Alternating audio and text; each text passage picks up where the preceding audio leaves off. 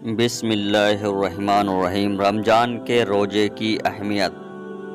صحیح بخاری سے حدیث ہے، سیدنا ابو ہریرہ رضی اللہ تعالی عنہ فرماتے ہیں کہ ایک دن اس حال میں ہم رسول اللہ صلی اللہ علیہ وسلم کے پاس بیٹھے ہوئے تھے۔ ایک شخص آپ صلی اللہ علیہ وسلم کے پاس آیا اور اس نے عرض کی، یا رسول اللہ، میں تو برباد ہو گیا۔ آپ صلی اللہ علیہ وسلم نے فرمایا، کیا ہوا؟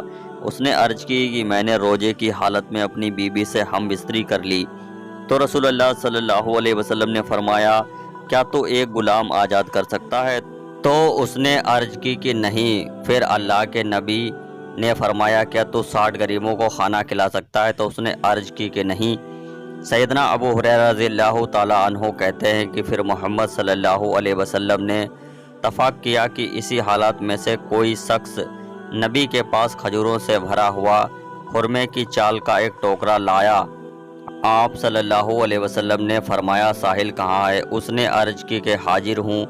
آپ صلی اللہ علیہ وسلم نے فرمایا، اس ٹوکری کو لے لے اور خیرات کر دے۔ اس نے عرض کی، یا رسول اللہ، کیا اپنے سے زیادہ محتاج کو خیرات کر دوں؟ تو اللہ کی قسم، مدینے کے دونوں پتھریلے میدانوں کے درمیان کوئی گھر میرے گھر سے زیادہ محتاج نہیں ہے۔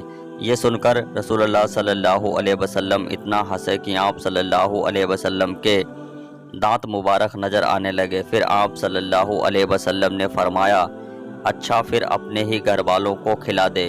ام المومنین عائشہ صدیقہ رضی اللہ تعالی عنہا نے زوجائے نبی کریم صلی اللہ علیہ وسلم سے روایت ہے کہ حمزہ بن عمرو المسلمہ رضی اللہ تعالی عنہ سے نبی کریم صلی اللہ علیہ وسلم سے عرض کی، کیا میں سفر میں روزہ رکھوں؟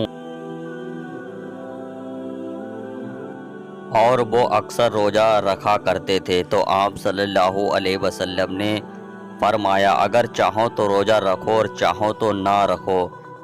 صحیح بخاری کی حدیث ہے کہ ام المومنین عائشہ صدیقہ رضی اللہ تعالی عنہا سے روایت ہے کہ اللہ کے رسول صلی اللہ علیہ وسلم نے فرمایا، جو شخص مر جائے اور اس پر روزے کی قضا واجب ہو تو اس کا وارث اس کی طرف سے روزے رکھ لے۔ سیدنا ابن عباس رضی اللہ تعالی عنہ کہ ایک شخص نبی کریم صلی اللہ علیہ وسلم کے پاس آیا اور اس نے عرض کی کہ یا رسول اللہ صلی اللہ علیہ وسلم، میری والدہ انتقال ہو گئی ہے، ان پر 1 مہینے کے روزے باقی ہیں، کیا میں ان کی طرف سے ان کے قضائے روزے رکھ لوں؟ تو آپ صلی اللہ علیہ وسلم نے فرمایا، اللہ کا قرض ادا کر دے